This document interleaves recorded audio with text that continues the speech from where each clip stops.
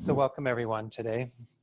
We're going to continue our exploration of this wonderful little text that you have a copy of there. Once more, if you want to take that copy with you, you're welcome to do that. This is a daily practice that Lama Zopa Rinpoche, our spiritual director, recommended that we work with. And so we've been going through this. He's been teaching on this at the retreats in North Carolina that I've been attending. So we're going to go ahead and start today, though, with a few prayers from the Gold Prayer Book.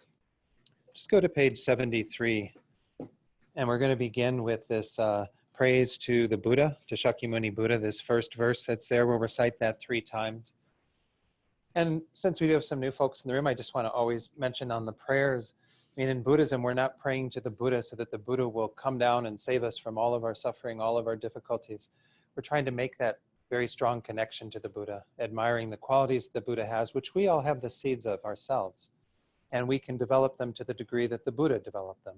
So when we are talking about all these amazing accomplishments of the Buddha, these are things that we are aspiring to do ourselves. And so we're trying to make sure we have that connection to the Buddha and his teachings so that we can then accomplish that goal.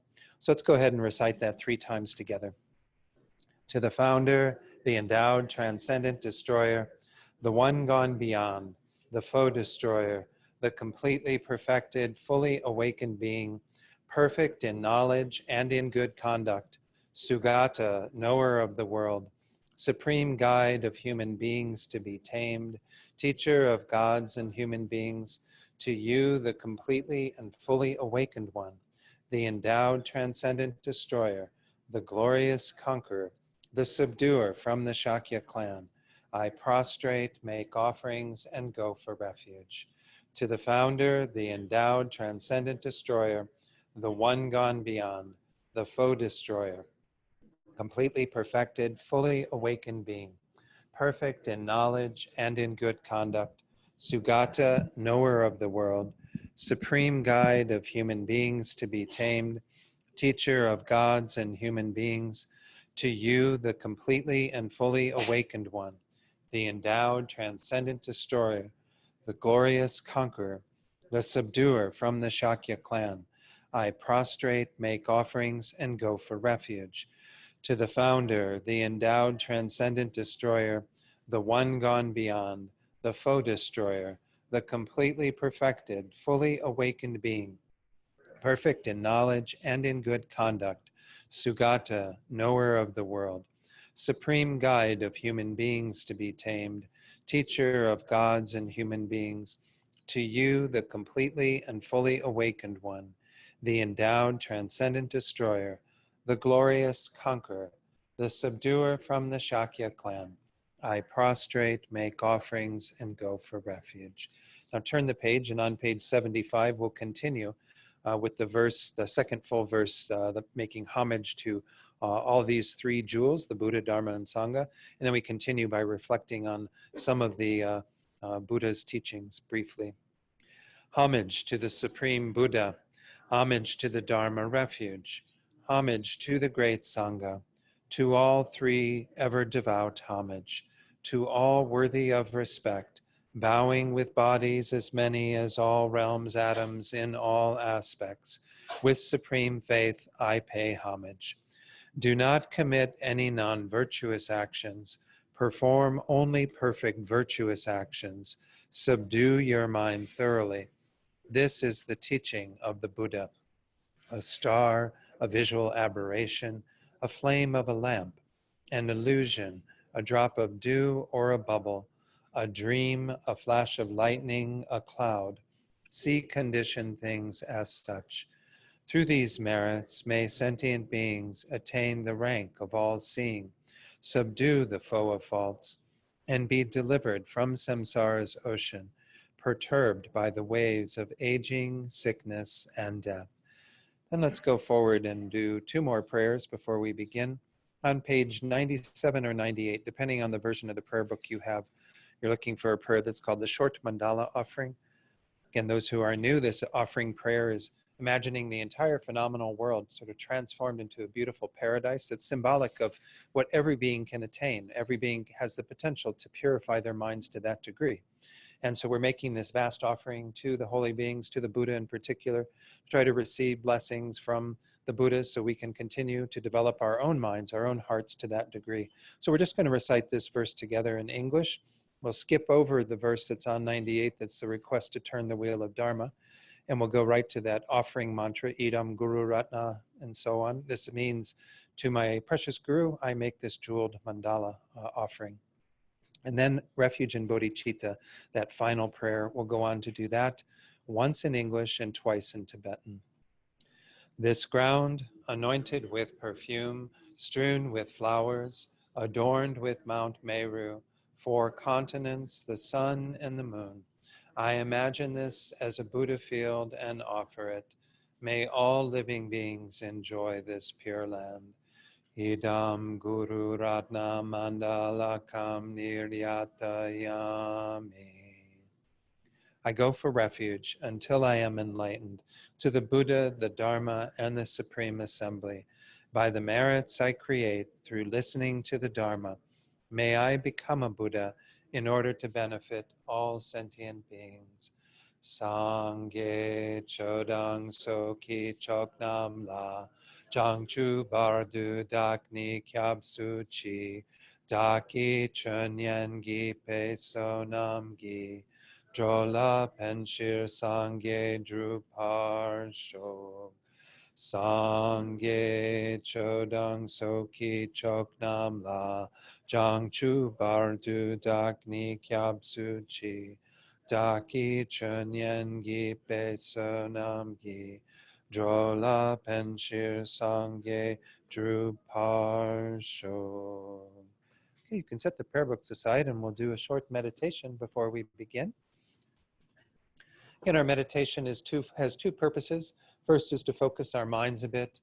No doubt we all have many things that are floating around our minds, various plans and memories, whatever, things that can kind of preoccupy us. So we want to spend a few minutes focusing on the breath in order to calm the mind a bit.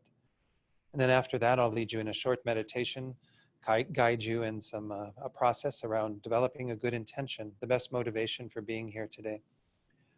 So again, if you already have a technique that you use to focus the mind, working with the breath, what have you, you can do that.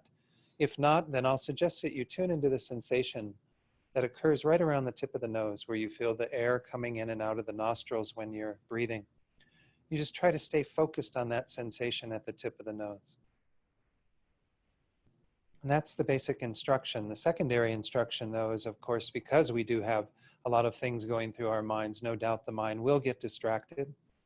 And in any of our meditations, when that happens and we notice that that's occurred, then the job at that time is to let that go, to make a conscious choice not to continue to follow that distraction, and to return to the breath, return to your object of meditation. So again, we'll do this for a few minutes in silence after I ring the bell here, and then we'll kind of set our motivation together through a brief reflection.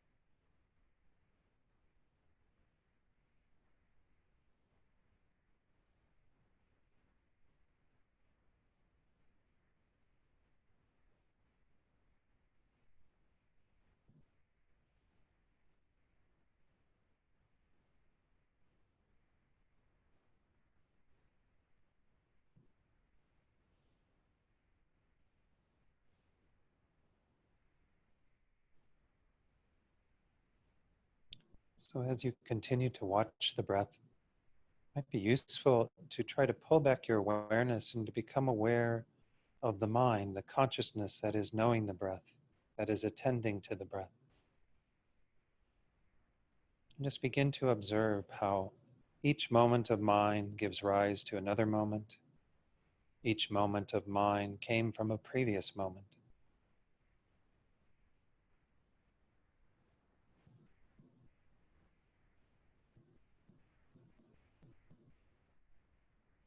When we see this about the mind, we recognize that the mind continues without any end. The mind also goes back without any beginning. But our minds right now are together with this perfect human life, as we've been seeing in the very beginning of this text. And moreover, in this perfect life, we've met with these teachings. Many of us have met with gurus, teachers who can help us on this path. We're in an ideal position right now. This very moment is incredibly valuable because we have the opportunity to work with our minds.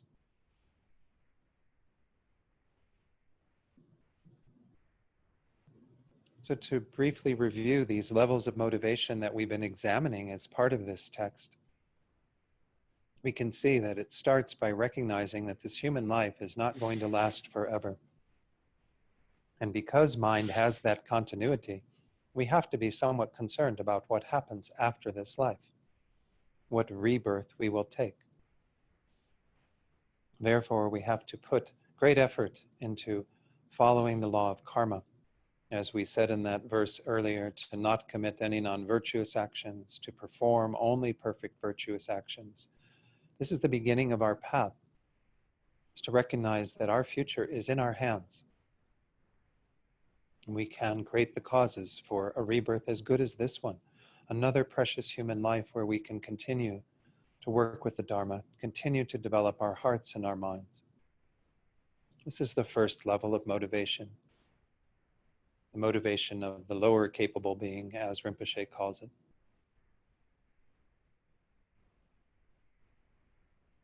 But then when we become aware that we have been on this cycle of existence since beginningless time, because the mind has no beginning, we've been going from life to life. And even in a human life, we don't experience real peace and satisfaction. That life is transitory too. We will continue to have to be born, get ill, age, die, and experience all the varieties of sufferings of samsara, this process of going from life to life. At this second level, the level of the person of middling capability, we recognize that we are caught in samsara and we wish to attain the peace of nirvana, to have an end to it once and for all. We can do this by practicing the 3 higher trainings. Having that foundation of good morality, we then develop deep concentration. On the basis of that, we cultivate the wisdom that will help us to be free from the ignorance that is keeping us bound in samsara. This is the motivation of this second level, wishing to be free once and for all from all your suffering, and really wanting this for yourself. Because even as good as this life might be, we still have much evidence that it is not satisfactory.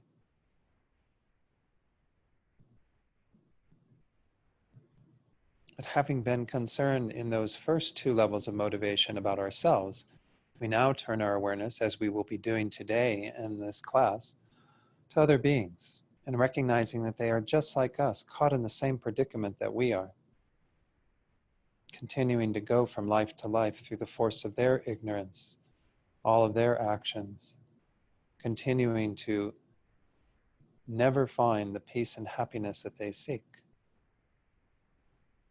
And because we have a connection to those beings, because our own welfare is dependent upon them in so many ways, it's important that we turn our attention to them as well, that we don't just think about ourselves, that we go beyond that self-centeredness, that self-cherishing, to embrace other beings, in the scope of this mind we call bodhicitta, this mind that aspires to develop ourselves fully so we can then help others to do the same. This is the greatest motivation we can bring to our time here together, this motivation of the great capable being, the person who has the greatest capacity, takes universal responsibility, wanting to be dedicated to helping all beings to know complete peace, to attain enlightenment themselves. And we recognize that to do this, we must become enlightened. We must become a Buddha. Then just like the Buddha, we can work for the benefit of others perfectly. So try to develop your mind to that level of motivation so that everything we do today becomes a cause for the results of attaining that state, and all beings eventually attaining that state.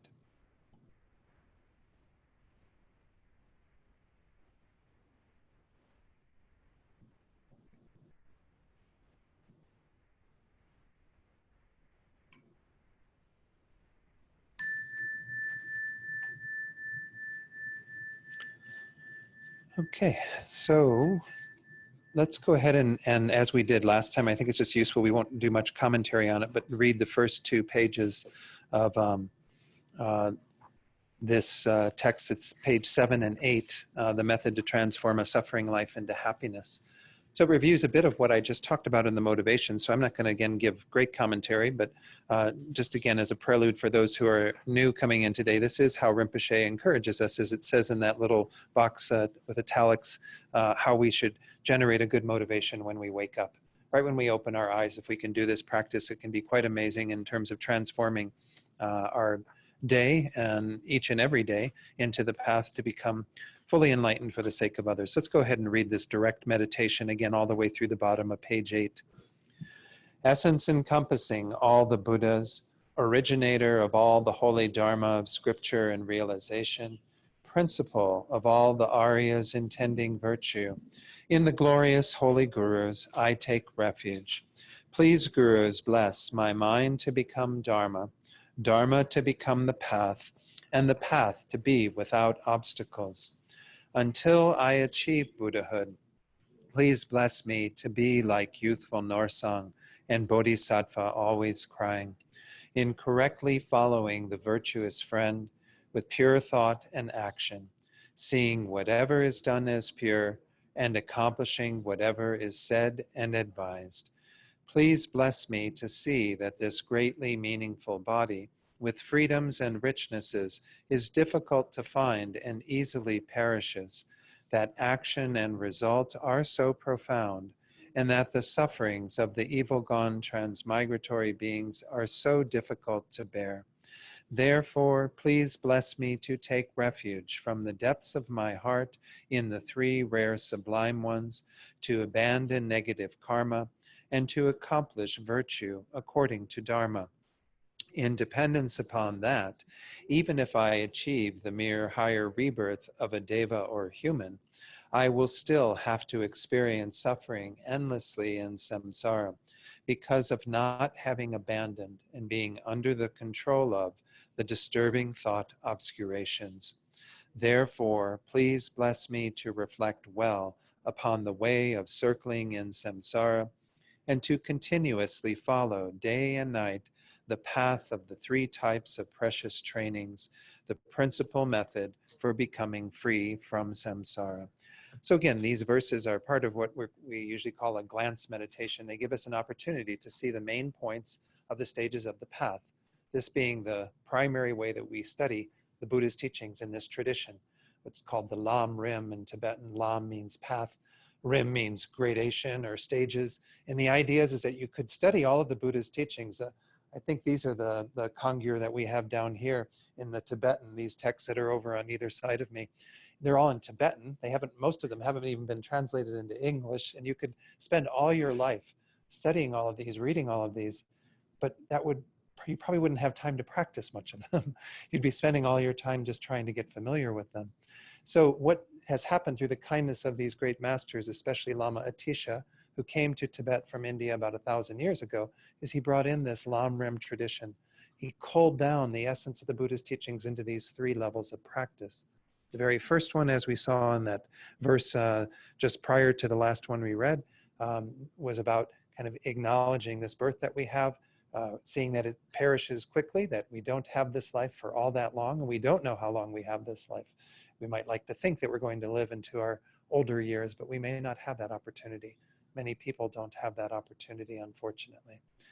But we do have an opportunity still, with what moments we have, to do something effective to create at least the causes for a good rebirth, to avoid these evil-gone transmigratory states, the states of animals and so on that are discussed in the sutras, that are existences that are not so opportune, and to use our awareness of how to practice virtue and avoid non-virtue through the teachings on karma, to then attain a good rebirth, to avoid those states and attain a state like this one, a human rebirth or a deva rebirth. A deva is a god being.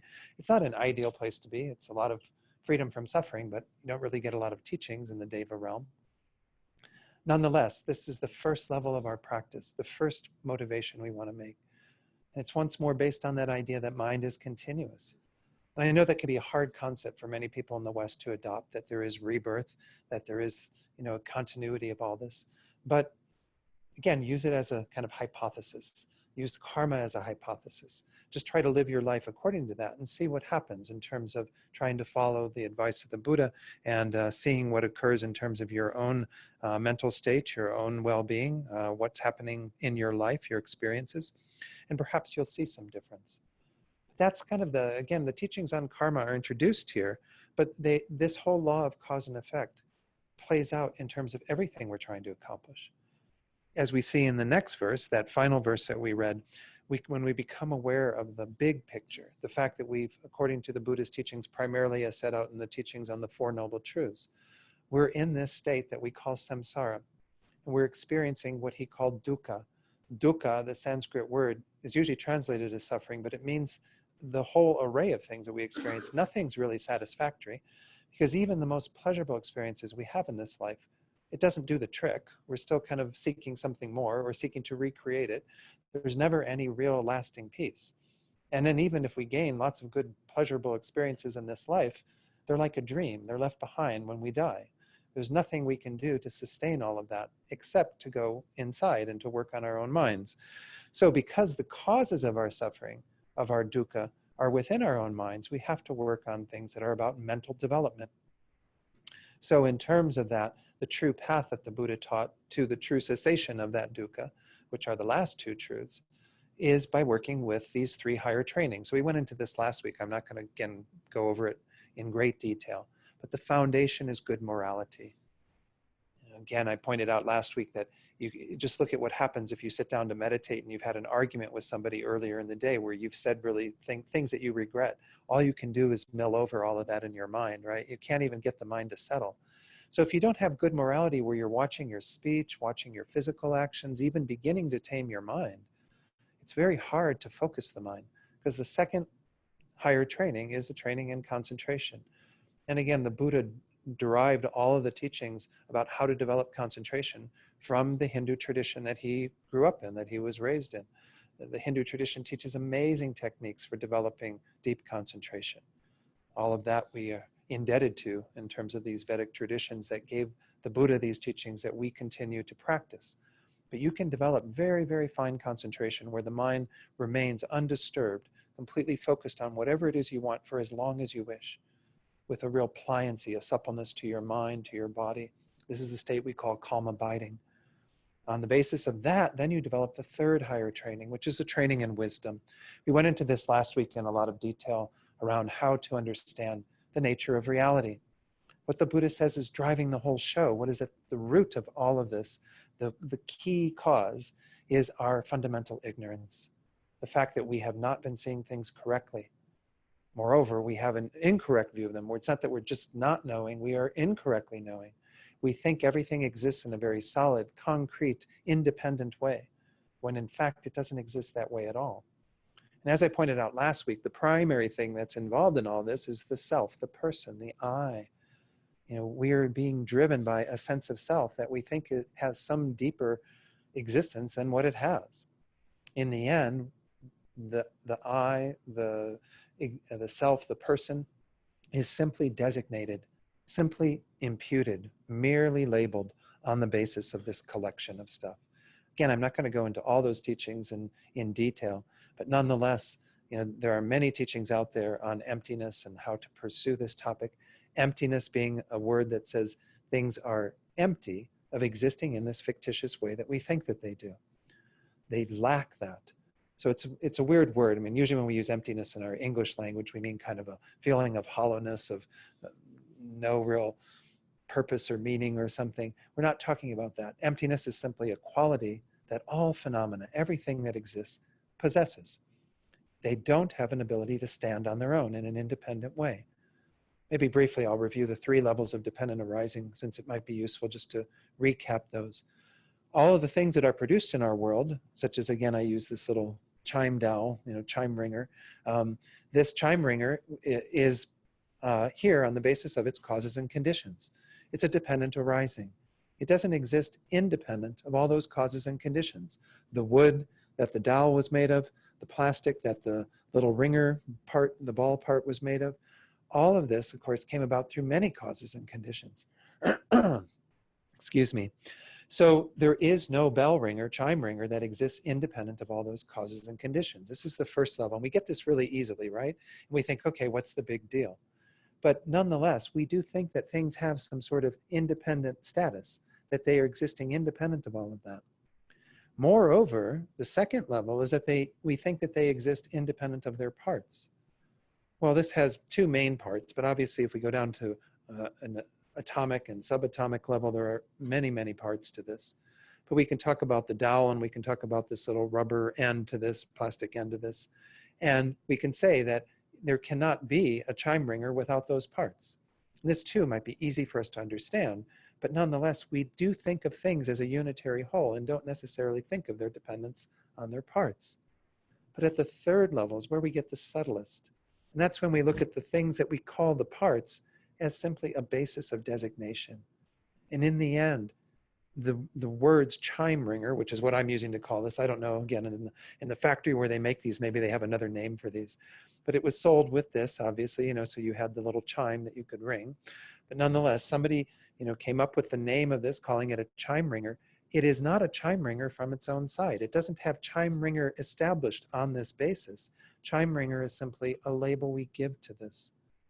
As I pointed out last week, if a dog was in the room that liked to chew, and I threw this across the room and it went after it and started chewing on the dowel, it'd have fun on this part. It might even have a little fun here, depending on what kind of dog it is. But it would totally have a different relationship to this, right? And we go, oh, Don, the dog is eating your chime ringer. And it's like, the dog doesn't know it as chime ringer at all. We see it as chime ringer, but that's because how we relate to it. We relate to this stuff as I, this body and mind as I. But if you go looking on the body and mind, you don't find a real I there. It can be a little disconcerting when you first come to understand this. This process of realizing emptiness does take a lot of time. But when we begin to understand that at a deep level, it's liberating. Because this I that we've been clinging to, and the fact that we've been clinging to everything to exist in this way, has kept us in these patterns of having attachment for the pleasurable things in our life, having anger and aversion towards the unpleasant things in our life, and creating karma actions on the basis of all of this. We are the creators of our own suffering, our own dukkha. And it's all revolving around this strong sense of an I. So in order to attain our own liberation, to become free from samsara, as the last line of that says, the principal method is to develop these 3 higher trainings. To practice good morality, on the basis of that, to develop deep concentration, and then to unite that with the wisdom that sees clearly how things exist, that negates the fictitious way that we think they exist. And again, we don't practice these in terms of you have to get morality down completely and then you go on. You practice all of these as best as you can. But you see that they're interconnected, that if we don't have that foundation of good morality, very hard to develop deep concentration. If we don't have deep concentration, the wisdom is never going to penetrate deeply. We'll get it at an intellectual level, but we won't kind of alter our minds at a more fundamental level. Because this ignorance has been with us since beginningless time. As I pointed out in the meditation, our minds have been around with no beginning, which blows our minds sometimes, right? To think that there's no beginning to all of it. But in the West, that while we have a problem with that, in the East, this isn't a problem at all.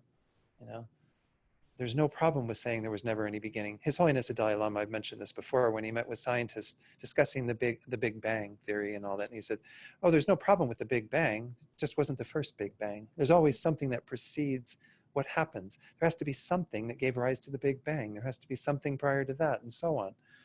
Even in the material world, we see that this is true. Things don't just appear in the sky. They actually use that as an example of a non-existent, a sky flower. Like a flower that just kind of appears in the sky in front of you, just doesn't happen, right? Nothing comes from no causes at all. It always is arising from something else. Mind is the same, and mind is not physical. It's not brain activity. Brain activity is involved as a interdependent phenomenon with the mind when we have this human body, but mind goes on regardless of, having that support. Mind will continue on at the end of this life when your brain ceases to function. When you stop breathing and everything shuts down in this body, mind will go on, giving rise to another moment of mind, another moment of mind. And the process that goes through is all contingent upon these sorts of factors. So anyway, I don't want to go into that in too much detail because we've already spent a little bit of time on that last week. Were there any questions before I begin kind of the new part, the next verse, on this topic or any topic? No questions? Okay. Well, you'll get a chance again later. Again, I'll try to kind of keep the lecturing going till we take our break. And but if a question does come up and you absolutely feel you need to ask it in order to be kind of clear about moving forward, then by all means, let me know. Just put your hand up and if I notice it, hopefully, I'll call on you and we can do that. So now what we're doing, we've had these first two levels. The first level of the path where we're focused on our next rebirth, that's the main motivation, this lower capable being. The second is where we're focused on the getting out of samsara once and for all, attaining the peace of nirvana, which occurs when one has completely removed one's ignorance. No other delusions arise, no other karma can be created that keeps us in this process, and you exit samsara. Up to this point, we have followed what is usually referred to as the Hinayana path. By Hinayana, I like Robert Thurman's translation. He says this is the individual vehicle. This is a path that the Buddha taught for those who are intent on removing their own suffering. And that's great. How wonderful. What an amazing act, to be dedicated to being free from samsara once and for all. You'll cease to be a problem for other beings as well, too, right? Once you exit samsara, then you won't be getting angry at them. You won't be upsetting them. They can rest in some peace because you've exited the show. You're free from all of that. You've attained nirvana. At the level of the Mahayana, which the Tibetan Buddhism, Zen Buddhism, Chan Buddhism, a number of other sort of branches of Buddhism do follow the Mahayana path. The Mahayana is usually translated as the universal vehicle. It's the path that the Buddha taught for those who have a greater amount of courage, a greater determination to help others because they see that others are in the same predicament as themselves. And we also, of course, see the interconnection, as I pointed out in the meditation, that we are dependent upon others for so much that we have in our lives. So we're going to read the verse that has to do with this Mahayana motivation, what's called the scope of the path of the great capable being. That, again, this verse that is composed by this Tibetan teacher, Dorje Chang Losang Jimpa. So let's read the top of page 9, that verse. In dependence upon that, even if I achieve mere liberation, since there is no sentient being of the 6 types who has not been my father and mother, please bless me to think I must fulfill their purpose and turn away from the lower happiness of nirvana. Then please bless me to generate precious bodhicitta by equalizing and exchanging myself with others, and to follow the conduct of the conqueror's sons, the 6 paramitas, and so forth. So, at the very beginning, it says, of course, in dependence upon what we've already talked about, and especially that last verse, and practicing the 3 higher trainings, we can attain liberation. But if we attain liberation, since there's no sentient being, as it says here, who hasn't been in this very close role to you, this very intimate role to you, this is based on the fact that, again, because we have had beginningless lives, every single life when we were born from a womb or born from an egg, we needed a mother, right? I always think when I talk about this whole teaching about beings being our mother, I think of that Dr. Seuss book, Are You My Mother? I mean, of course, you change it in Buddhist terms, right? Are you my mother? Well, I was your mother in a previous life, but I'm not your mother now. Anyway, but every being has been our mother, every being has been our father, every being has been our dear friend. Of course, someone may say every being's been your worst enemy. Well, that's true too, but that's not a good thing to focus on, right? Because that's not going to draw you close to them. The whole point of this meditation is to get rid of the feeling of distance we have from so many beings. Right now, you have a feeling of closeness towards a select number of people, right? Unless you're really highly practiced, and if so, I prostrate to you. If you have that ability to, like, anybody you meet, have an open heart and like see them through that lens of great compassion and love, well, then that's amazing. That's what we're aiming for. But most of us probably have a very select circle where we are quite comfortable being concerned about their welfare, expressing compassion for them, taking care of them. But we can't usually go beyond that, except maybe occasionally. You know, we might hear of a disaster, a natural disaster or something that happened, and we go, oh, I need to send money to those people and whatever. We break out of that occasionally with strangers, but the difficult people in our lives, we don't have this mind very much at all, for most of us. So again, this is about trying to enlarge that feeling of compassion by understanding that it involves two main things. According to the Dalai Lama, he says our compassion for other beings, which is the primary driving force behind this mind of bodhicitta that we're discussing in this verse. The primary thing is to develop compassion. That compassion is contingent upon two factors. One, you have to understand the suffering of other beings. Otherwise, you don't feel compassion for them, right? I mean, if you don't see them as suffering, compassion is not going to rise, because compassion is the wish to relieve others' suffering. But secondly, that isn't enough. And we can have a great understanding of the suffering of all the beings in the world, because we've already looked at it in regard to ourselves in the previous verses, right?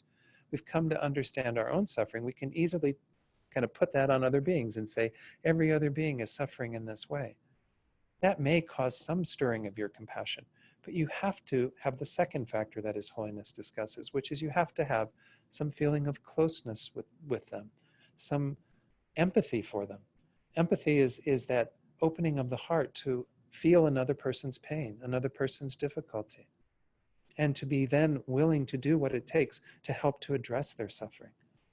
We have to generate that on a grand scale in the Mahayana path, right? We have to develop that for all beings. That's why it's called the universal vehicle, to the degree where we have no one excluded from that mind of compassion. So this contemplation that's being said here is primarily to look at that idea of drawing us closer to other beings, because we see that every one of them has been in that very intimate role as our chief caregiver, as a father and a mother, in one life or another, because we've had countless lives, because you can't put a limit on the lives that we've had. Every being must have been in that role at one time or another. It's illogical to think that your mother of this life will always be your mother in every lifetime, right? Because your mother of this life, wasn't necessarily, again, a being that you're going to be able to, timing-wise, make that work out to, that they're always going to be there in some position to give birth to you. Every being has played that role for you. And of course, Pabonka Rinpoche, who many of you have read his book, Liberation in the Palm of Your Hand. It's one of the main Lamrim texts that we study in this tradition. He says this is one of the hardest things to realize, that every being has been your mother. But for now, once more, just try it on and see what it's like to have that idea. Meditate on this concept, that because you've had countless rebirths, every time you've had birth again through a womb or by an egg, you've required a mother. Of course, the care that we get from mothers varies from life to life, right? I mean, some mothers, leave their offspring, there, and they don't even tend to them necessarily, like turtles that, leave their eggs on the beach. But how kind that they put them on the beach and bury them well enough so that they can get the heat of the sun and all of that, and eventually go out to the ocean and live their little turtle lives and what have you.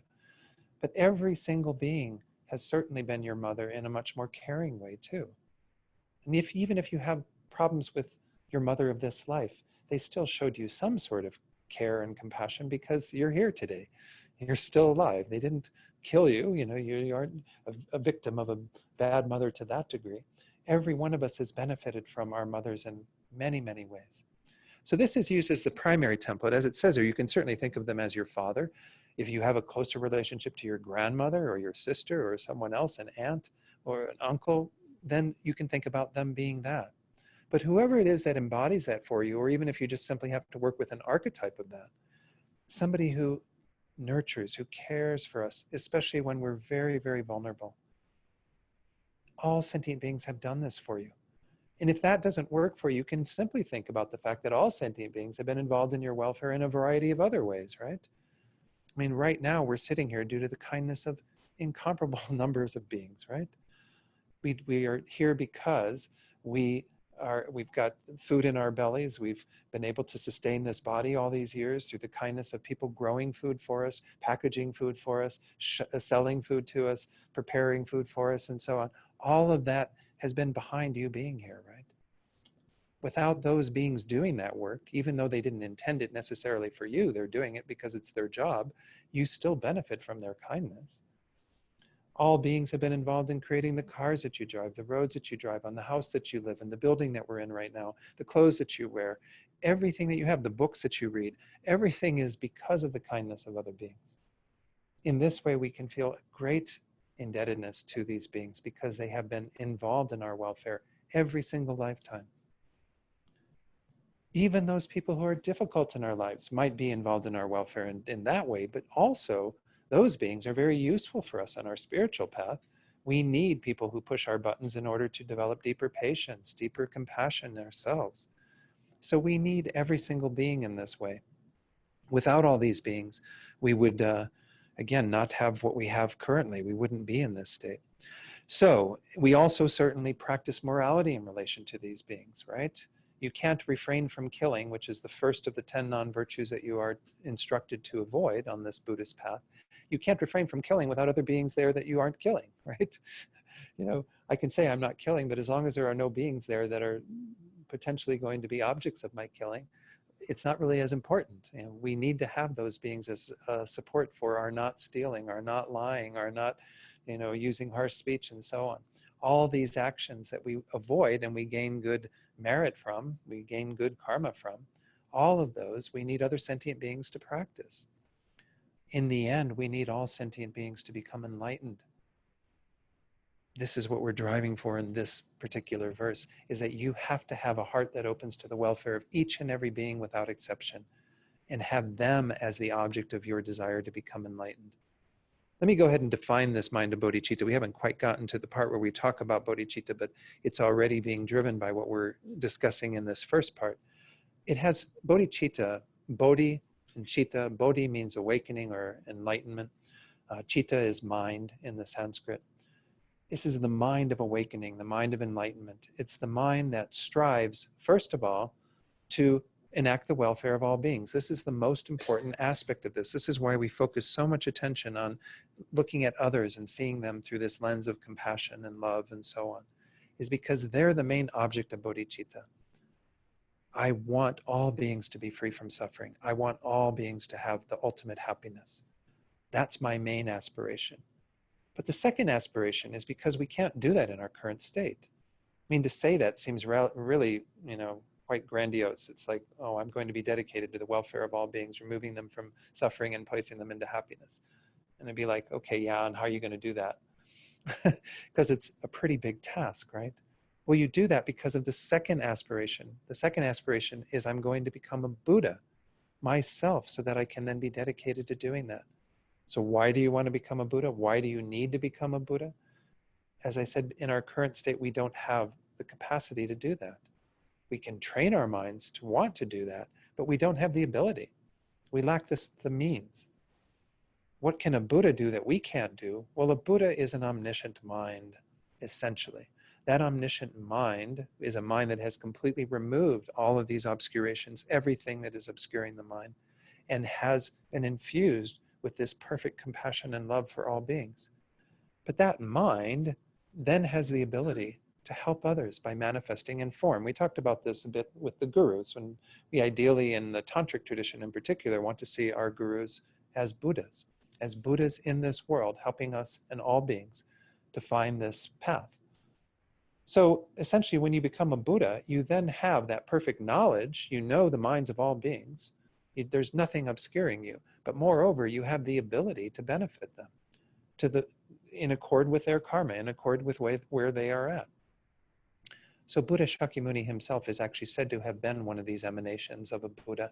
You say, well, but he became a Buddha in that life. Well, according to the Mahayana, this was actually kind of him showing how we go about the process of unfolding to the path and practicing it and becoming enlightened. He was already a Buddha manifesting in this particular form. Again, these things might sound a little woo-woo to some people in the room, but this is a particular perspective in regard to the Mahayana. But that's because, once more, if we are dedicated to achieving that goal of Buddhahood, we have to say there's some way then that we're helping others as a Buddha. Well, how do Buddhas primarily help others? By coming to this world and teaching us, giving us the teachings that we ourselves need to practice, because every one of us has the potential to become a Buddha. We have what's called Buddha nature. This Buddha nature is something you can trust in, which is the fundamental purity of your own mind. That ignorance we were talking about earlier that goes back without any beginning, that's been polluting our minds, isn't in the true nature of our minds. It's just like dirt that's been put into a glass of water. The glass of water is clear, but the clarity is obscured by virtue of that dirt. If we remove the dirt, the clarity of the water returns. Well, we've had dirt in our minds since beginning this time. Our clarity has been obscured to some degree, but that fundamental clarity is there. That fundamental purity is there. That is what we're kind of using as the basis for all of our practices, that we have that Buddha nature. The process of becoming a Buddha isn't a process necessarily of acquiring all kinds of things. Yes, we do have to practice all these minds of generosity and patience and compassion and so on. But it's mostly about removing what obscures that, taking all of that out so that we can rest in our fundamental nature, so that we can be in touch with what it is that we are at our deepest level. In a sense, what we are, I'm using that in a loose term. The nature of our minds is fundamentally pure. So this whole mind of bodhicitta is dedicated to achieving that result of Buddhahood, where you have removed all of your obscurations and you have developed all of your qualities to a limitless degree. And then from that vantage point of you having attained that, you work for the welfare of others effortlessly, endlessly, until all sentient beings are free, till all sentient beings are enlightened. Much better than being stuck on the other side of the fence and continuing to go from life to life and caught up in all of our own garbage and so on. This is the process then of being dedicated to the welfare of others through this mind of bodhicitta that aspires to achieve that goal, so that we then are the best qualified to do that work. So these stages of the path that we're going through, all of this should be done with bodhicitta motivation. All of this is about getting to this stage where we recognize that we have to be dedicated to the welfare of others. Why? Because they have shown us incredible kindness. They have been these very dear beings to us. Now, another argument I've heard from some students is they say, well, but I've been their mother too, so I've been every single sentient being's mother, so haven't I repaid my kindness to their kindness by doing that? Once more, we're talking about kind of transcending a bit of that, this and that, quid pro quo. Can I use that word, that phrase? We're talking about kind of going beyond this. And when we in particular look at our position where we are right now, and we acknowledge, okay, I am in this human rebirth and I met with these teachings, and I can do so much more to repay the kindness of others. I can do something that will actually satisfy them to a greater degree. Because if I dedicate myself to achieving enlightenment, therefore I can help every one of them to be free from their suffering once and for all, to attain their own enlightenment. Kind of to go beyond just sort of again, I'm going to do this for you because you did that for me. Instead, it's I'm going to do even more for you, because I'm now in a position where I have seen the big picture. I know what it is that I can attain. I know what it is that every being can attain, because all beings have Buddha nature. Even flies and gnats and ants and every other little creature. They don't have the ability in that life necessarily to actualize that Buddha nature. But they can eventually, when they get a good rebirth, when they meet with the teachings, when they have teachers to help them on their path. This is what we want to be dedicated to, is to helping all beings in this way. So this is the idea behind bodhicitta. So the very first part of this is about that second cause of compassion, that feeling of closeness to others, to get to the point where it says, please bless me to think I must fulfill their purpose. It would be extremely selfish of me to not fulfill their purpose, because then I'm only concerned about me, myself, and I, when I have depended upon them in so many ways. throughout all my countless lives. It would be really negligent for me to be solely focused on myself.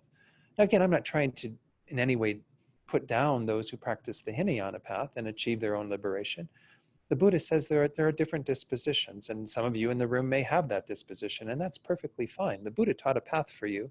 That's the path to attain your own liberation, which is everything that we discussed in the 2 previous verses. This is for those courageous practitioners, those bodhisattva wannabes. You become a bodhisattva when you have this bodhicitta very deeply in your mind.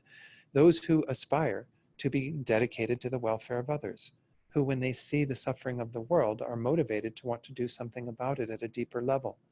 I'm not saying that Hinayana practitioners don't have compassion. They practice immeasurable compassion and immeasurable love for all beings. They have these qualities, but they haven't made the commitment yet to saying, I will do this for them. That's what bodhicitta is. Bodhicitta is saying, I must fulfill their purpose. Therefore, I have to become a Buddha for their sake. Because that's the only way for me to truly affect others. I can do what I can in this life, like I'm trying to do, many of you are trying to do in practicing the Buddhist path and being a benefit to others in what ways you can through your acts of generosity and sharing, teaching, sharing whatever resources, being patient with others, practicing good morality. All these are wonderful things to do, but they're not going to solve the problem for everybody.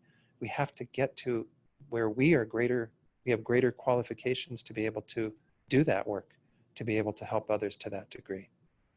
I sometimes use the analogy, and many of you have heard this before, I use all these same things over and over again, but I was told by one teacher, I think it was Dogpo Rinpoche, he came through the master's program where I was studying, and he said, being a Dharma teacher doesn't mean that you're like a newscaster every night. You're going, oh, the news today, da da da.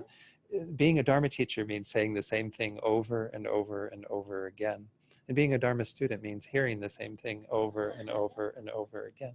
So you can just rest with that.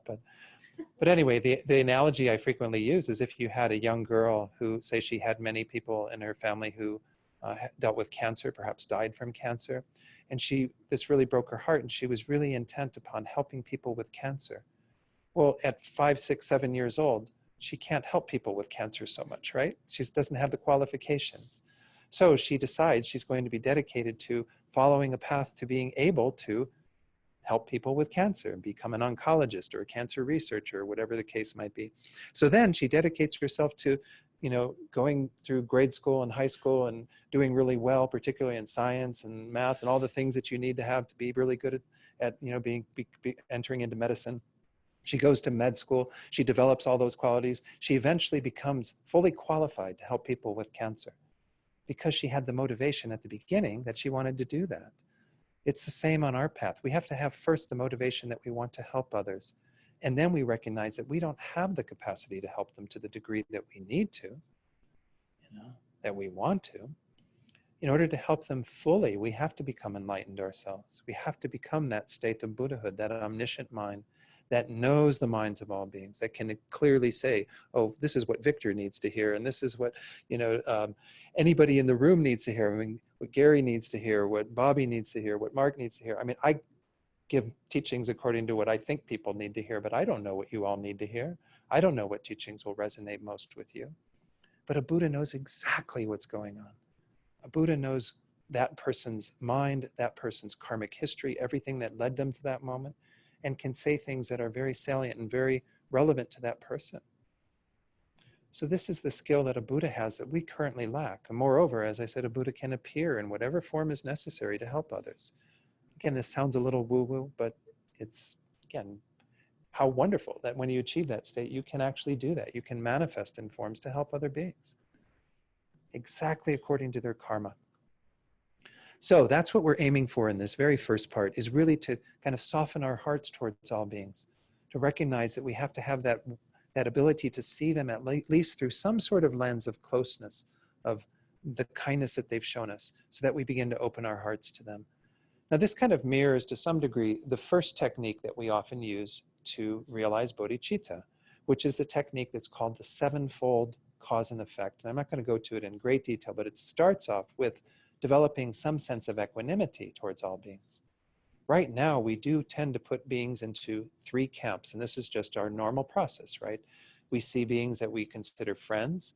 There's a lot of beings in the category we call strangers, And then we'll use the word they usually use, which is enemy. I don't know, most of us don't think we have enemies necessarily.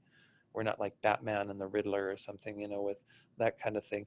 But we do have people who challenge us, right? On the political scene, we have people who challenge us. In our day-to-day life, we might have people we work with, or even maybe we live with, who challenge us.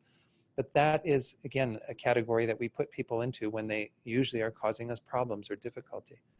We have these three categories that we put beings in, and that's natural to do that, right? Because beings do have different relationships with us.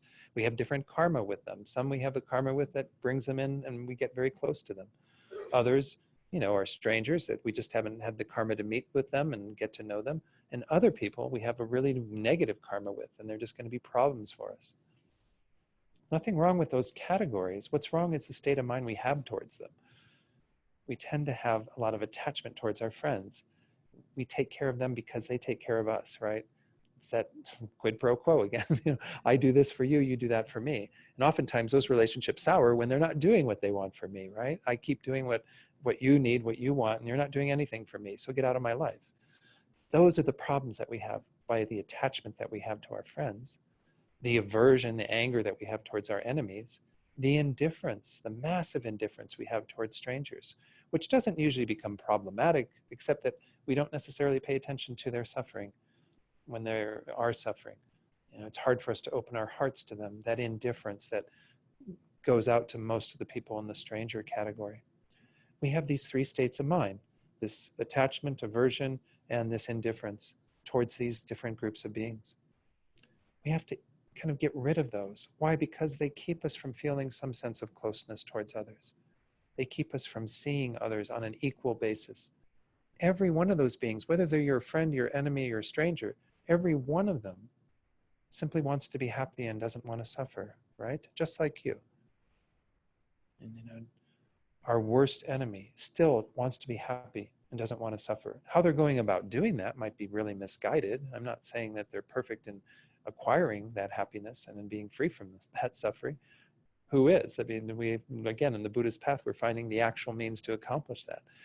But nonetheless, they're the same in that fundamental motivation. Even the ant on your kitchen counter in the summer or something crawling around is the same in wanting to be happy and wanting to not suffer. How do we know this? We'll put out some food that it will enjoy, and it goes right to it, right? It wants to be happy. Threaten it with something, some spray or something, it go away from it. It doesn't want to suffer. It doesn't want to die. Every being is the same in that way. So why are we putting such attachment on the friends and aversion towards the enemies and so on? It's due to our own thought processes that can be changed. The mind of equanimity has an equal regard for all those beings on the basis of seeing that, first of all, these things are transitory.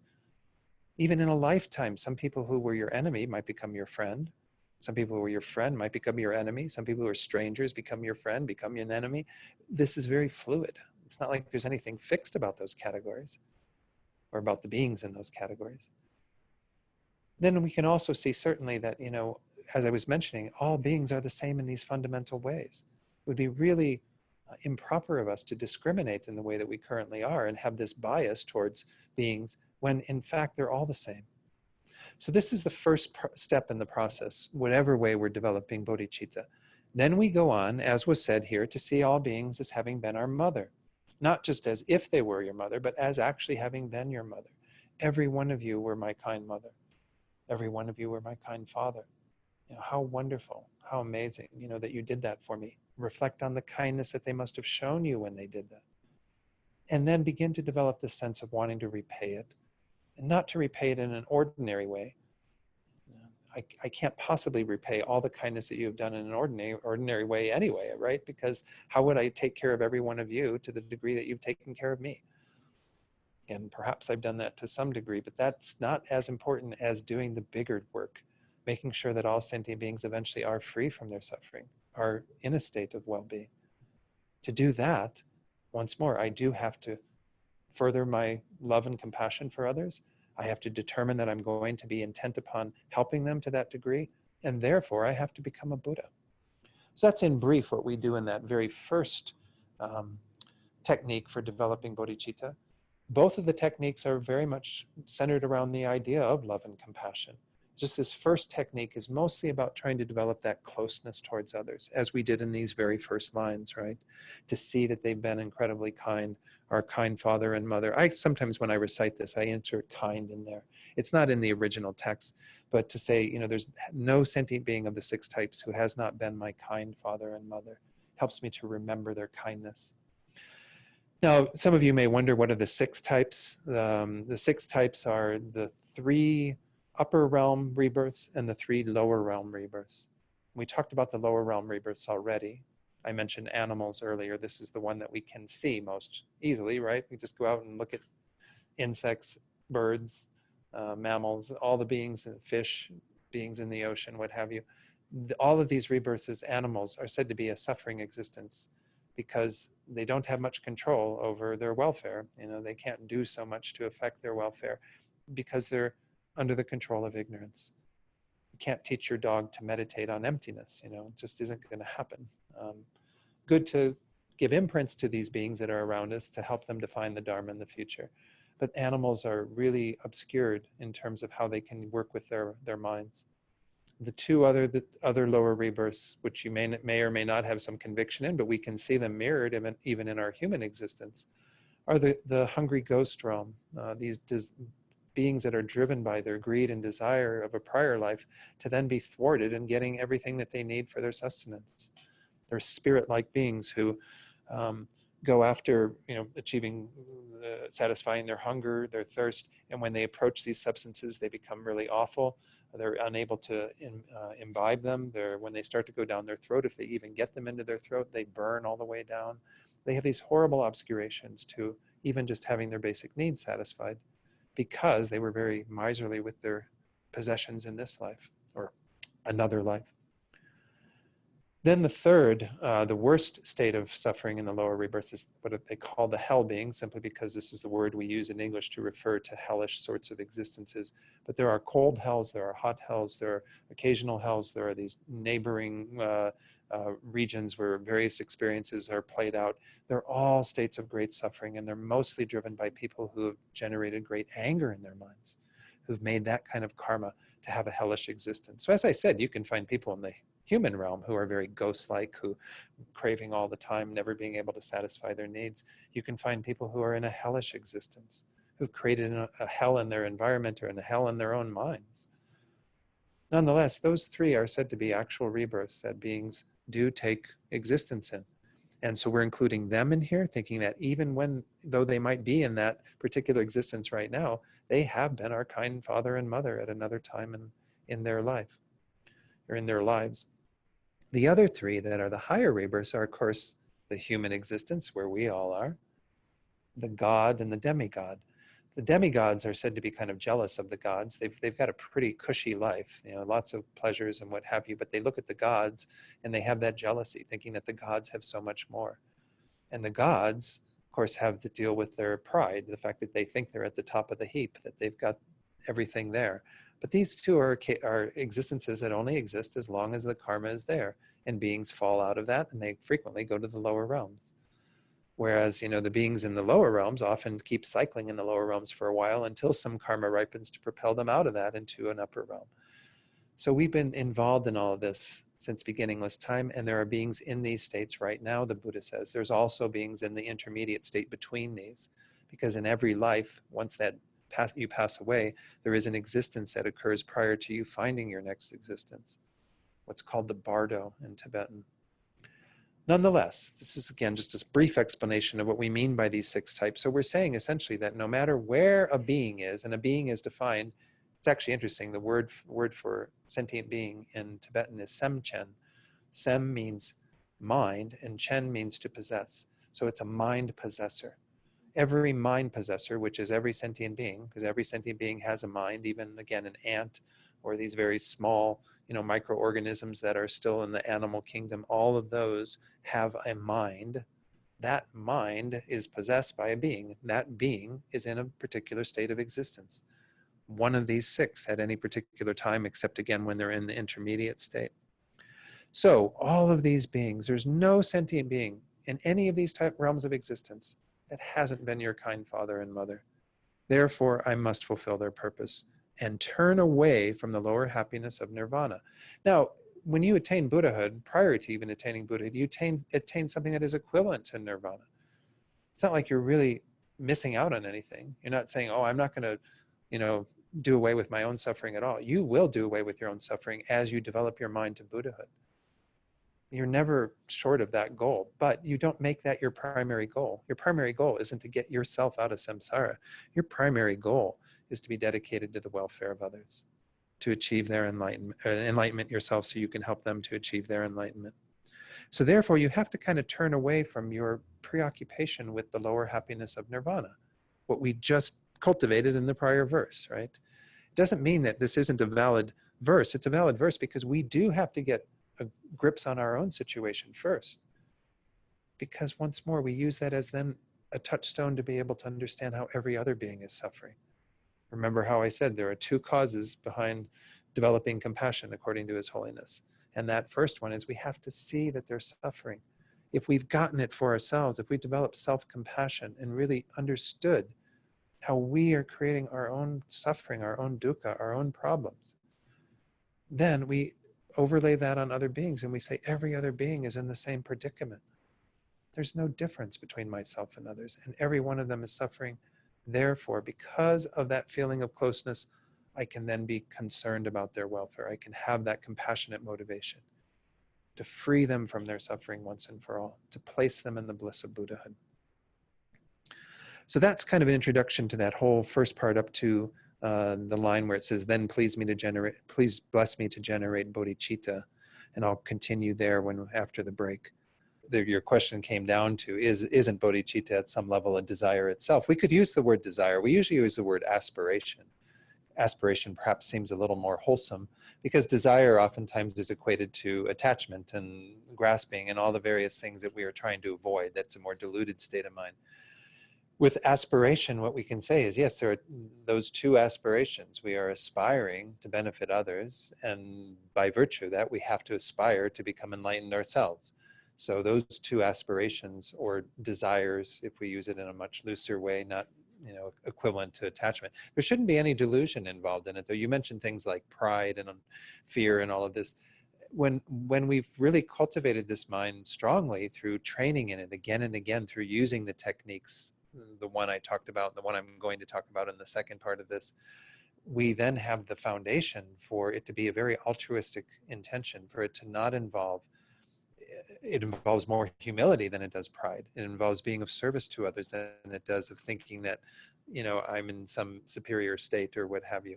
It involves having no fear because we recognize that there's really nothing to fear, that when we're dedicating our lives to the welfare of others, there's only benefit. There's only something positive. Even if we lose this life, it's still positive. The fears that we would have normally evaporate in the face of bodhicitta. That's why even these, not that we all have it immediately, but over time, these great bodhisattvas, the Buddha himself talking about his past lives where he was able to do these amazing fearless acts of giving up his own body even for the sake of other beings who were suffering. We don't have that capacity yet because we still have a lot of fears in committing to that degree. But bodhicitta initially is just simply those thoughts that say, I have to be intent on helping others. I have to elevate that to my primary goal. And by virtue of that, I have to become a Buddha to accomplish that. And then it all plays out in terms of the behaviors that we engage in. We're going to, talk briefly on the 6 paramitas, the conduct of the conqueror's children, which is to engage in these sort of fearless practices. But you're not completely fearless until you're a Buddha at some level. You did bring up fear. But this strong aspiration should be calming a lot of those negative states of mind. It shouldn't be furthering them. Does that make some sense? Rowena, you were going to share something. I've had the same question. And there are days when it seems fairly straightforward, and then there are days really there's too much I involved. There's too much me invested in the Yeah. this. And I don't know whether this means what Mark's thinking at all, but it's almost it's like this block. Yeah. And I can see that I have to do something more. And I didn't say do meditation or something, but to just let the sense of I just sort of relax, kind of just drift off. Right, right. Yeah, because when we do have that sense of I need to become a Buddha for the sake of all sentient beings, there is an elevation of that sense of self possible. But we do, yeah, go ahead. Well, it's like, okay, you think of other and I, and you still tend to think of other over there and I over here. And I think that's part of the problem. Sure. Because there's an integration somewhere of some sensitivity where the actual nature of your I and the nature of others, some come dissolves in a different way. There's not as much separation. Well, exactly. Yeah, I think that's part of the process. So Rowena was saying, yeah, that this sense of I sort of begins to dissolve to some degree the further that we practice. Well, and it's again because of the two things that we touched on last week: self-grasping. And I started off by reiterating that teaching, that sense of self-grasping that's kind of underneath all of this ignorance, that is playing a major role in that we are still going to be together with, even with our bodhicitta. We're going to even still have some strong sense of I that's, at the surface. But the big one is what we're talking about here in the next verses, which I'll get into in just a moment, is the self-cherishing mind, the mind that kind of thinks of ourselves first, that has that strong separation of self and other, that thinks that other is over there and doesn't matter as much as self over here, and how much I matter in terms of what I need and my own importance. And so all of bodhicitta, I mean, both of these wings of a bird, as we often talk about them, bodhicitta and compassion on the one side, wisdom of emptiness on the other side that relieves our self-grasping, both of these are to target those two mental states of self-cherishing and self-grasping, to kind of get rid of those patterns that are all revolving around a sense of self that we see as delineated from other, that we aren't seeing kind of a unification with other beings and their needs and what have you. Self is a very complicated thing. Sure. Because half the time I get confused in making choices of how to help people. Here I'll do something that's harmful. I mean, but that is still a fear about me as well as my projections on them. It gets awful messy. Yeah, I mean, as you're saying, yeah, it gets very messy in terms of how our own self plays out in relation to others when we're trying to help them or what have you. But I think this is part of the learning that we're trying to engage in. When I was sort of chuckling and I looked over at Tony, because Tony had that wonderful thing he shared about the less of me there is or something. What's your phrase that you had? Less of me that exists, the better off I and everyone else is. It's very similar to what I heard was a Leonard Cohen quote, which was something like, the less of me there is, the happier I am. Which kind of works too. But it sounds like a paradox, right? Because you're using me and I, in both of them. But there's an inner happiness that happens, a well-being that happens, the less the I gets in the way, the less, and that's exactly what you're saying too. Other people will benefit as well because there's less of my ego involved in all of it. So when we're talking about this sort of messianic complex that the bodhicitta seems to be, where we're like saying, I'm going to do everything for the world, I'm super done, I'm going to conquer everyone's faults and obscurations and lead them all to enlightenment. I mean, it sounds really like you're taking the ego to an unbelievable degree. You're not doing that at all, because it's a negation of that sense of self that is the obstacle in both self-cherishing, in that our tendency to be focused on ourselves and not on others, as well as the self-grasping that's underneath all of that. So it does need to be kept in check. I agree. And both the questions and comments from Mark and Rowena are very relevant, because otherwise I think, yeah, we could fall into a pretty serious complex around this. Yeah, Sana. Isn't it really dependent a lot on intent? Yeah. And the whole role of intent.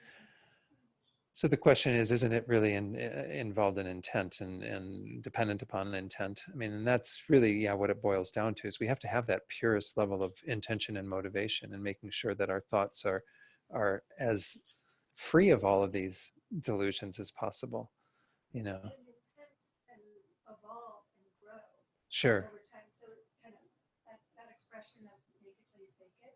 Yeah, And the yeah, intent can yeah, change. yeah. Yeah.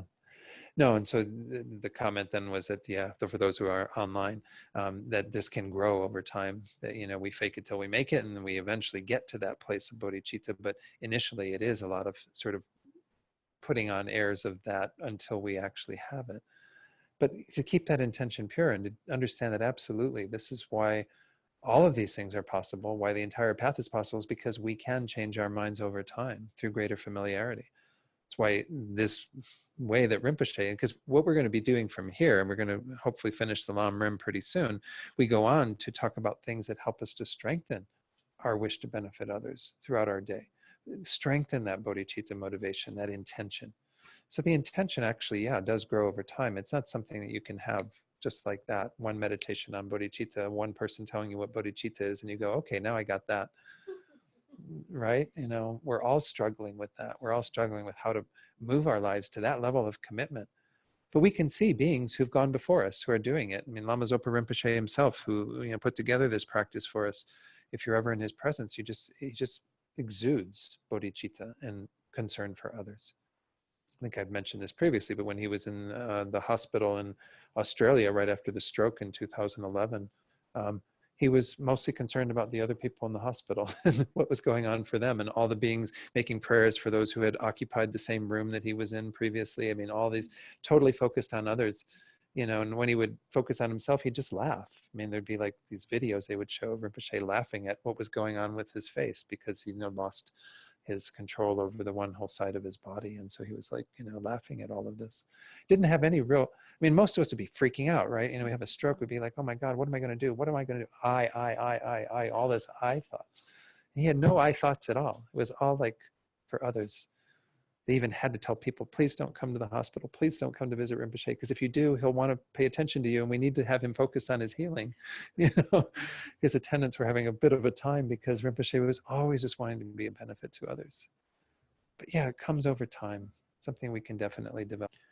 So this first technique that I reviewed then very briefly has to do with, once more, seeing sentient beings as mothers, as fathers, as someone very dear to us, and on the basis of reflecting on the kindness they must have shown us, feeling a need to repay that through being dedicated to their welfare by cultivating true love, which is the wish for them to be happy and have the causes of happiness, and then true compassion, which is the wish for them to be free from suffering and the causes of suffering. And then that gets elevated to the levels of great love and great compassion, because we feel we're going to take responsibility for that, because we were their kind children, you know, or I'm sorry, they're children of these kind parents.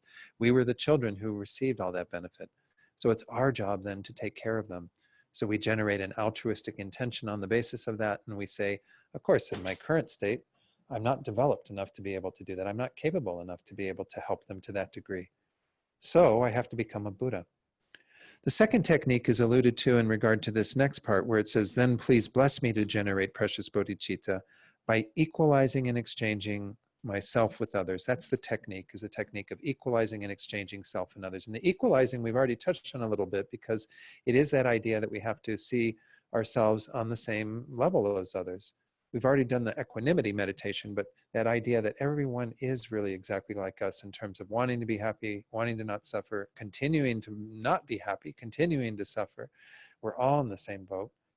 And there's other meditations that can be accompany that. Actually, in Rinpoche's new book that just came out a few months ago called Bodhicitta, it's well worth buying and reading if you'd like to get the full explanation from Rinpoche on developing bodhicitta according to both of these techniques. He, you know, elaborates on some of those. I mean, some ways are thinking that we've all actually been equally kind. We've all been equally, you know, of benefit to others in that regard. We've also all been, because even though you might have somebody who's manifesting in a particularly heinous way in one particular life, it doesn't mean that they haven't had other lifetimes where they were extremely kind, right? Because it's just all the product of what's going on in their minds and what's developed, and that can all be changed because we're not set in stone. We're all the same in being subject to death. There's no being that doesn't come into life and pass away. I mean, this is the reality. Even the Buddha himself showed that aspect of passing away, right? So there are a lot of ways we can think about the equality of self and others, equalizing myself and others, because this mind of self-cherishing that I just mentioned in response to Rowena's comment is not this self-grasping, this adhering to an I, but it's kind of correlated to some degree because it takes that sense of I and it thinks it's most important. It's saying, my needs matter more than others. My needs are more important than others. And then we denigrate the needs of others by virtue of that. We are often not paying attention to others to the degree that we could, because we get mostly focused on this thought of what about me? What about my needs? Even when helping others becomes problematic, because I mean, there are many people in the room, I'm sure, and many people listening to this that are in helping professions that do take care of others. A lot of the frustration comes about when there's that strong thing of what am I getting out of this? What about me? What about my needs? I'm not saying don't take care of yourself when you're caring for others. That's your job in a sense, but it's not the other person's job to care for you or to give you what you need when you are intent upon caring for them. That's why relationships even become complicated, because the mind of attachment gets involved when there is love there. Genuine love is the wish for the other person's happiness. Attachment is the wish for my own happiness. And what are you doing for me? What have you done for me lately? That's the mindset that becomes problematic in relationships. If you have two people in relationship, we could certainly have more, I'm not talking about, you can enlarge this in regard to families and, workplaces and whatever. But if you have two people who are intent upon showing, some sort of love and concern for each other, if they were totally other focused, both people's needs would be met, right? If I was totally focused on my partner's needs, my partner's totally focused on my needs, well, then both of your needs are getting met, right? Because the other person is tending to you. That's ideally how it should all be working. But we think if I go into it and think about my needs, then I'll make sure my needs are met. And if they go and think about their needs, they'll make sure their needs are met. But if you're focused on the other person's needs, then everything is met, everything happens.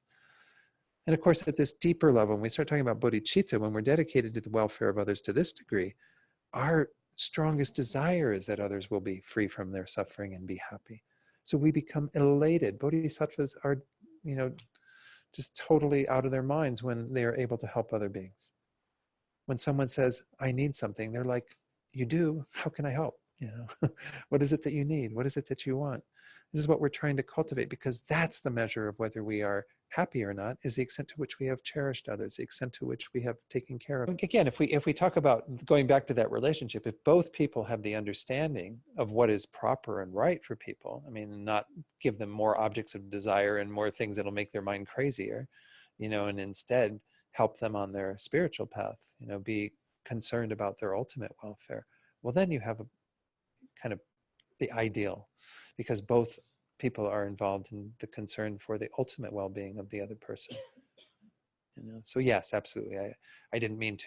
So this is the first step in this equalizing and exchanging self and others, is to recognize that we are all equal when it comes down to it. And then we have to begin the process of reversing the self-cherishing mind and supplanting it with the mind that cherishes others, that holds them supreme.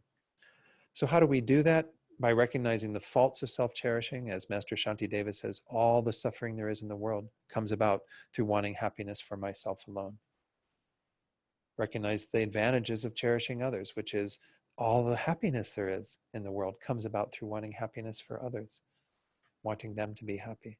Again, within the understanding that, again, we're trying to create the ultimate causes of happiness.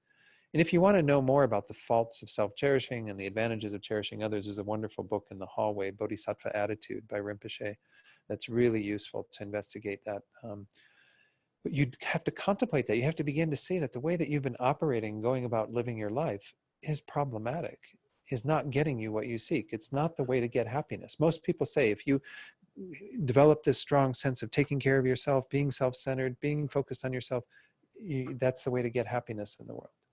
But it's not. It's actually the way to cause more suffering to yourself and to others. Whereas the mind that cherishes others, as Rinpoche says, the sun of happiness begins when we begin to cherish others, when we learn to cherish others. This is the mind we're trying to cultivate in this second technique. The first technique was about seeing them as close. The second technique is targeting this problematic mind of self-cherishing and saying, I need to do away with this in a sense. It doesn't mean your needs aren't going to be met. As Rinpoche says so skillfully all the time, when you are dedicated to the welfare of others and have that mind of bodhicitta that is intent upon accomplishing their welfare, all the happiness of samsara comes to you. All the happiness of this life, all the happiness of your next life, all the happiness of liberation, all the happiness of enlightenment itself, all the happiness comes to all beings. When it's a win-win situation when you dedicate yourself to others. But we have to do it skillfully. Again, I know in our culture it's very hard because we have that stuff that gets in the way, that, you know, makes it problematic for us to be dedicated fully to the welfare of others. But that's why it's a process of growing it, as Anna was saying. It's intention that we are cultivating over time, that we become more and more familiar with. And we just keep pushing the envelope a little bit. Watch your own mind. When somebody says to you, you get to get that phone call from somebody and they say, oh, I really need some help. Could you help me this weekend? And there's that little voice in your mind that goes, oh, no, I don't really want to help them. I really want to do something else. I was supposed to go somewhere and do something, I don't know. And just watch that process. And if you still say, no, I'm sorry, I can't help you, then at least spend some time investigating that. See, what are the obstacles? What are the things coming up for you? Why is it that we're clinging so tightly to this sense of me needing to do what I need to do and not being so attentive to others? Because inevitably, some of it is this self-cherishing mind that's involved. That's what's kind of limiting us, keeping us from being fully engaged in the welfare of others. So again, the next steps that you engage in, of course, are cultivating love and compassion as we did before, but with the technique of Tonglen. So I'm not going to talk so much about Tonglen because it's talked about in one of the later verses in this practice. But Tonglen, as many of you know, is a process of kind of taking away the suffering of others, giving them your happiness.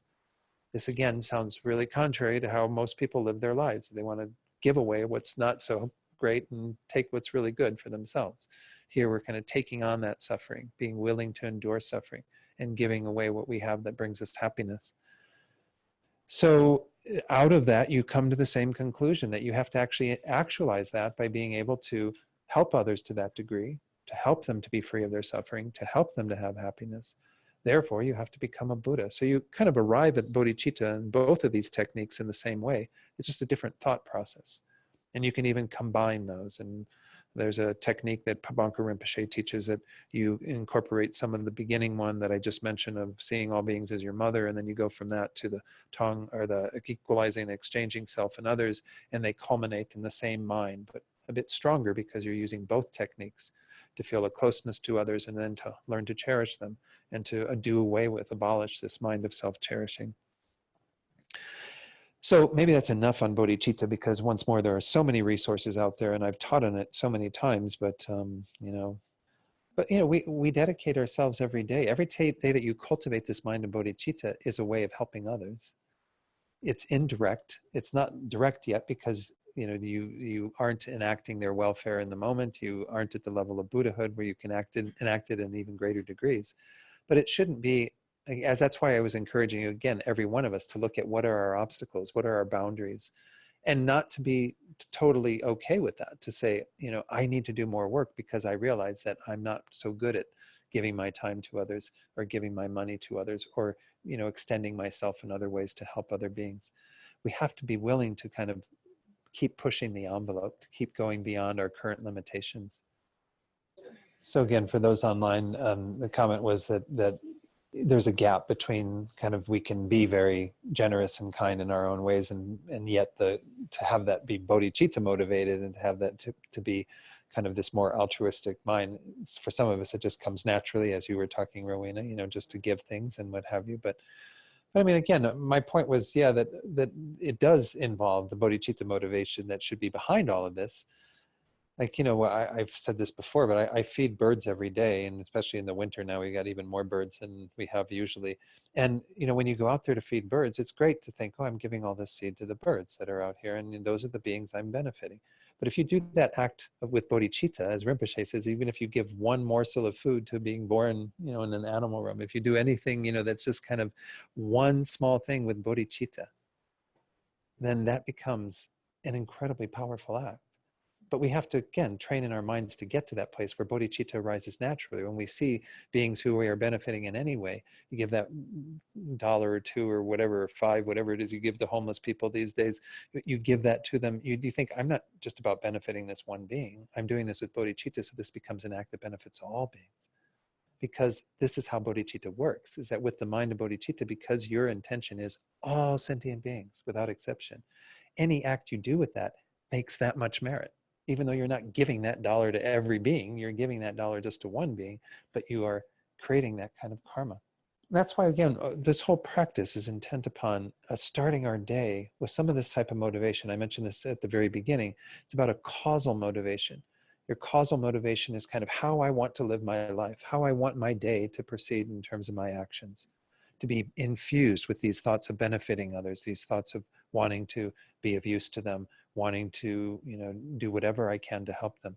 And then as you go about your day, you're going to have a temporal motivation that might be of a lesser degree. Maybe you're giving to somebody because you don't want them to bother you, or whatever. I mean, you have a even negative motivation. But because you made the causal motivation at the beginning of the day, it kind of is underneath the surface. It's what's riding through your day. It's what's keeping things in a more meritorious vein. So those online, Tony was just sharing some thoughts he has at the beginning of his day around all of the teachers, all the Buddhas, all those beings who've helped him, and wanting their blessings to become a bodhisattva so he can help them in their work to help all sentient beings. I mean, again, and that's wonderful. And anyone who wants to embellish this practice with additional things is terrific. If you have something that speaks to you and how you are aiming to use each day of your life, it's important to incorporate that into this. Yeah, I think that this is for most of us, right? Because we don't have the strength of mind to maintain it in our minds throughout the day. We don't have bodhicitta mindfulness. But, at least we start our day with that. At least we kind of put a positive spin on the day. And then hopefully what follows from it will get better over time. We'll kind of have those reminders during our day. We go, oh yeah, that's right. This is how I want to be with others, and so on. So Philip's question was, with these 3 paragraphs, there are 3 stanzas that we've looked at that are the 3 levels of the stages of the path. Is this an evolution that we go through, or should we aim right for number 3 and, not just, well, you use the word, to bypass the other 2. A bypass is not recommended. You're dealing with like a clogged arteries or something, maybe a bypass will work. No, it is interesting, that a lot of people who approach the Mahayana, and even myself, my own history was when I first came in the door to the Tibetan Buddhist teachings, and I hadn't had any other Buddhist teachings. I was so enamored of this compassionate bodhicitta motivation and bodhisattva path. It was like, I'm going right there, and so then you kind of neglect the other teachings and think they're not important. The whole purpose of setting them up in this way and having the Lam Rim be studied in that way is because it is an evolution, because we do have to start with ourselves. Lama Yeshe, and I think it's even in Pabanka Rinpoche's, one of his commentaries on a shorter text by Lama Tsongkhapa, but they say that these 2 steps are self-compassion, the first 2. And if you haven't generated self-compassion, how can you possibly expect to have compassion for others fully? We can have it in a very cursory way, but we're not going to really get it to the depth that we need it unless we've looked at our own situation first. So I like framing the first 2 in that way, kind of like, this is self-compassion, this is other compassion. And they're both part of the path. Because, yeah, you are a suffering being too. We're all suffering beings. When we say all sentient beings, that includes you. It seems that absolutely we need the first 2 stages of the path, the lower capable being and the middle capable being. We need to be at that level of capacity before we can go to the great capable being. Now, having said that, the ideal way, that they say to approach it is to study it all. I mean, we don't just say, well, then why do I even study all these other things that are above it? Why don't I just start with the very first topic and I won't even take in any of the other topics? Well, because all of these should be done still with bodhicitta motivation, so that we maintain that focus on, yes, I need to initially generate the wish to have a good rebirth, but I'm going to do that in the context of bodhicitta. Because if I don't get a good rebirth, I can't keep developing my mind. I can't get to liberation or enlightenment. You always try to frame it in the context of the greatest goal. So even the study that's done of the initial topics is done with bodhicitta. Like in Discovering Buddhism, which is a nice course that, again, we're doing here on Saturdays, the way that the teachers, this was before I became a teacher, the senior teachers in the FPMT all got together and put it together. They start off with a bit of stuff that's preliminary that doesn't get into bodhicitta quite so much, but then when they introduce the path, they do the entire thing, and then they go into the topics individually. Because that way you have an idea of where the final goal is. You kind of understand it all in the context of getting to this level, to the level of the person of the great capacity. And then you can have, that motivation for engaging in all the other teachings. And so it keeps feeding that intention, that desire to use one's life in that way. So yes, we do it all. And it's sort of like, it's very similar. It's kind of like, again, when you go back to the young girl that wants to become the cancer specialist or, you know, whatever, that she has to have that as her overriding goal. That's what keeps her engaging in grade school, which she's not studying anything about cancer in grade school, right? You know, she's not learning anything that's going to be instrumental in helping her to actually be the oncologist or the cancer researcher, but she's getting all the basic skills she needs that will help her to do that more effectively. But she keeps doing it with the motivation to become the cancer specialist, to be. Exactly. So that way it becomes infused with great meaning. Then, you know, her doing her science homework that has nothing to do necessarily with what she's going to be doing as a doctor is still really relevant, because even though it's quite preliminary, it's what she knows she needs to do to get to that goal. So we should approach the path the same way and say, yeah, I know that this is kind of a Hinayana motivation and a much lesser motivation, but I'm going to continue to engage in these teachings because it's what's going to get me to being at the high level, at the greatest level. So I'm going to go ahead and finish off this. It's like 12:03, but you know, this last part of it, to follow the conduct of the conqueror's sons, the 6 paramitas, I don't know that I'm even going to get into that, because there's some talk that we're going to do that as the next course after I finish this practice. Hopefully there'll be time before I leave. I know I'm doing a much more labored review of this than what, you know, Rinpoche even did in his commentary, but I think it is important that we spend some time on this. We're going to do a little course on the 6 perfections, starting with generosity, and go through them. But they are kind of the deeds of a bodhisattva, what the bodhisattva engages in order to make that bodhicitta active in the world, you know, to actually make it what one's living from in terms of one's behavior and how one goes about training their own mind and so on. So I'm not going to say much more about that. And we can open again, like we did this time, in terms of going through all these verses next Sunday, and then kind of conclude with that verse at the top of 9. And then we'll go on to the last verse, which is the tantric verse, which I won't say a whole lot about because it is called secret mantra or secret tantra. And there's not really a whole lot I can say about it, but I will say some things that will give you a taste for what that aspiration is about.